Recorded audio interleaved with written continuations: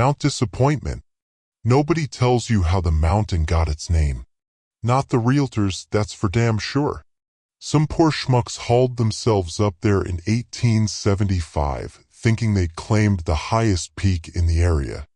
Must have felt real smart until they saw the actual summit peeking over, like the mountain itself was giving them the finger. I stood in the toner's driveway at 10 p.m., freezing my ass off with another love letter from Christina's lawyer burning a hole in my pocket, the third one this week, still sealed. The first two had been bad enough, demands for furniture, threats about credit card debt, and crap about emotional damages. Like if I didn't open this one, maybe it'd disappear. Fat chance. I tugged my jacket closer, but cold finds a way in. Always does.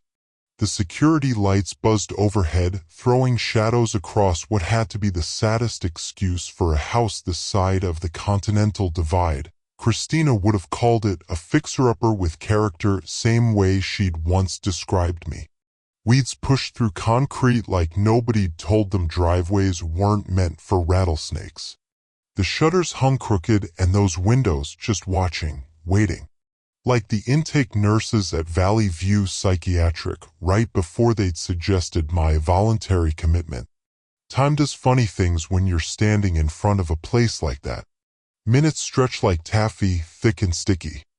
I found myself counting the cracks in the driveway 17, no, 18. Or was it 19? Each time I counted, the number changed. Like the concrete was growing new scars while I watched. Jimmy. Debbie Toner's voice cut through the night. She bounced down the wooden steps between levels, dressed for prom instead of her graveyard shift at NT. Her badge caught the security light, throwing disco ball flashes with each step. But something was off about those flashes. They lingered too long, left trails in the air like sparklers on the 4th of July. My duffel bag, standard Air Force issue, held everything I had left after Christina's lawyer finished with me. 8 years of military service bought me combat boots, dusty medals, and warfare training that meant squat in Hollywood. Christina hadn't minded the struggling actor bit when we first moved here, said it was romantic. The romance wore off around the same time as our savings. The cat in Debbie's arms looked like something from a pharaoh's tomb, cream and chocolate Siamese, wearing that smug face that says, "I used to be worshipped as a god." Blue eyes caught the security light and threw it back like laser beams. I reached out to pet it. The thing went from regal to rabid hissing, slashing. Nearly took off 3 fingers. Those eyes, though. They followed me even when the cat turned away. Like paintings in a haunted house, always watching. I blinked hard, trying to clear my vision. The medication they'd prescribed after the incident at the audition, the one Christina's lawyer kept bringing up, sometimes made things SW. Sting doesn't like strangers, Debbie said, pulling the cat closer. Moose named her. She smiled, but her teeth seemed too white, too sharp, like she'd borrowed them from something that lived in deeper waters. Speaking of Moose, he filled the doorway like an eclipse in a grease-stained uniform, built like a brick wall with arms. His Raiders cap still had the price tag shadow and his smile was pure car salesman, but those eyes made me think of winter mornings watching the Delaware River freeze over. Same kind of cold. Same kind of distant. The world tilted sideways for a moment. I steadied myself against the railing, feeling the wood grain shift under my palm like it was breathing. The mountain loomed behind the house, its peak seeming to bend forward, listening in. Rooms on the top level, Moose said, steering me toward the house. Great view of the mountain. You'll love it here. His fingers dug in just enough to remind me who was built like a wall and who'd spent 2 years doing vocal warm-ups in their car. The jet-black front door announced us with a horror movie creak. The air inside hit like a wall of wrong, pine soul, and secrets having a fistfight in my nostrils. The olive-green shag carpet looked like it had hosted its own Vietnam. Paths wore through it like the Ho Chi Minh Trail, all leading to a bulletin board half hidden behind a dying fern. schedules, med charts, something that looked suspiciously like a social security check. I squinted at the charts.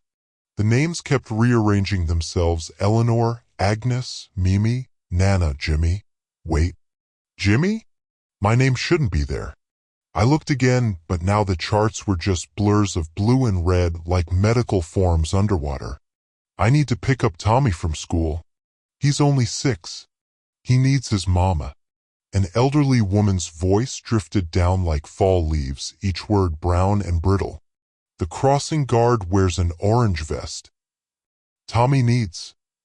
Tommy's waiting at Colorado and... A pause, then with sudden clarity, "This isn't my house, this isn't my house." The last word stretched into a keening wail before snapping off like someone had flipped a switch. "That's Eleanor," Debbie said, voice honey sweet but eyes sharp as broken glass. "We take care of our own here."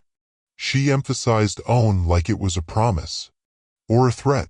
The stairs played tricks, half flights everywhere, like MC Escher had a crack at interior design. Each step brought new sounds: wood groaning, adobe crackling, steel creaking, and Eleanor's endless murmuring. My military instincts kicked in, mapping exits, noting sight lines, but the exits kept moving, doorways sliding left and right when I wasn't looking directly at them. "Both my grandmas are here," Debbie continued. "Mimi, she was a concert pianist until her fingers started playing songs that weren't there, and Nana, who still thinks she's teaching 3rd grade in 1962. And Moose's grandmother, Agnes, who predicted her husband's death so many times they finally locked her up the one time she got it right." She pointed to doors as we passed, all closed, all with fresh-looking locks. "They need special care, you understand. Like Eleanor. Like you," her eyes seemed to add. I caught glimpses through the keyholes as we passed. Each room was identical: same bed, same window, same occupant staring at the same spot on the wall. But that couldn't be right. The house's layout wouldn't allow for that. I pressed my palms against my eyes until stars exploded behind my lids. The medication. Had to be the medication. My room perched at the very top where the mountain's shadow could reach in and shake hands. The bed looked straight out of One Flew Over the Cuckoo's Nest, dressed in a 1975 Sears Wishbook quilt. Elvis watched from his velvet throne, looking as uncomfortable in his aloha shirt as I felt. The walls seemed to pulse with each heartbeat. Or maybe that was my vision going fuzzy again. I'd been good about taking the pills, hadn't I? The bottle in my duffel felt too light when I shook it. Empty. When had that happened? After they left, I sat listening to the house settle around me like it was getting comfortable with its new victim. Eleanor's voice kept floating up through the vents, decades spilling out like cards from a broken deck. "The crossing guard wears an orange vest. Tommy needs. Tommy's waiting at Colorado and... Colorado and... Colorado and... Where's this? This isn't my house." Her words started to make a weird kind of sense. This wasn't my house either. But then, what was my house? The apartment with Christina? The barracks? The car I'd lived in for 3 months between auditions? Memory felt slippery, like trying to hold onto ice. 9 p.m. brought Moose's heavy footsteps, nightly rounds. 10 p.m. someone crying. Probably Eleanor. Hopefully Eleanor. 11 p.m. clanging like somebody beating a hollow pipe with a bicycle chain. The divorce papers sat unopened on the dresser, taunting me. Midnight, a lullaby through the vents, words melting like a sun-warped record. I tried to write in my journal, the one the therapist had recommended, but the words kept changing after I wrote them down. Today I moved in became today they moved me. The mountain looks beautiful, transformed into the mountain is watching. 1 a.m. silence. The kind that makes you miss the noise. 2 a.m. Moose's voice, honey thick with menace. "This is home now, Eleanor. We're your family." The words echoed in my skull, bouncing around until they lost meaning. Home, family, Eleanor. Jimmy, all just sounds in the dark. 3 a.m., that's when things always go sideways. In movies, it's the witching hour. In basic training, it was surprise drills. In this funhouse? That's when I heard it, this slow scrape thump across the floor. The sound nightmares make when they're trying to be quiet. Combat training kicked in. I pressed against my door frame, peering through the crack. The hallway stretched like a throat, emergency lights casting just enough glow to make shadows dance. That scrape thump got closer. The walls breathed in and out like lungs made of plaster and paint. I watched my hand on the doorframe. Were those my fingers? They looked too long, too pale. Like they belonged to someone else. Someone who'd been here longer. My training screamed to stay put, but there's something about 3 a.m. that makes idiots of us all. I edged into the hallway, back to wall, toward Eleanor's room. The sound resolved into furniture dragging across hardwood, scrape thump, punctuated by whispered conversations. But Eleanor was alone. I could see her shadow beneath her door, moving wrong. Just one shadow, twisting in ways human shadows shouldn't. Tommy needs his mama, Eleanor's voice croaked, but it wasn't coming from her shadow. It seeped from the walls themselves like the house was speaking. It seeped from the walls themselves like the house was speaking through her. Through us all. The temperature plummeted until my breath clouded. That's when I noticed the shadow under Eleanor's door wasn't cast by emergency lights. It was darker than darkness, and it was spreading. I backed away. Sting appeared at the hall's end, those blue eyes cutting through the dark like laser sights. She watched, tail twitching, as that impossible shadow crept up the wall. Her eyes multiplied 2, then 4, then 8. A constellation of feline judgment. My back hit something warm. Breathing. Making new friends? Moose rumbled. His hand clamped my shoulder, fingers digging to bone. Eleanor gets lonely at night. They all do. That's why we're here, to keep them company. I turned, expecting that car salesman's smile. Instead, his face had gone slack, eyes glassy and fixed over my shoulder. His grip tightened until I felt each finger pressing into bone. Through his uniform, I could see other uniforms, orderly, nurse, security guard. All at once, all real.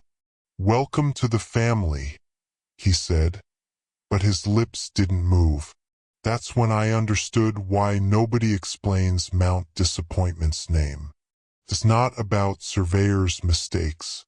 It's about what lives in these houses, in these families we create when we're desperate enough. About the disappointment when you realize you've walked into something hungry, something that's been waiting. The scrape thump stopped. Soft footsteps, too many footsteps, and voices that spoke in Eleanor's voice but weren't Eleanor approached. They whispered about Tommy, about family, about home, about medication schedules, therapy sessions, and visiting hours that never seemed to arrive. I'm writing this in darkness, listening to Breakfast at 7, being prepared downstairs. Debbie's voice carries up, asking if anyone's seen the new tenant at MY. Wrists ache from phantom restraints, and the injection site in my arm throbs in time with the mountain's shadow that I can hear them answering. Eleanor, Mimi, Nana, Agnes, all speaking in perfect unison, all saying my name, all wearing white uniforms now, all carrying clipboards and concerned expressions. All real. All false. All here. Sting watches with knowing blue eyes. Outside, the mountain casts its shadow over us all, and I finally understand why they say disappointment lives here. I think I'll be staying for a while. After all, we take care of our own here.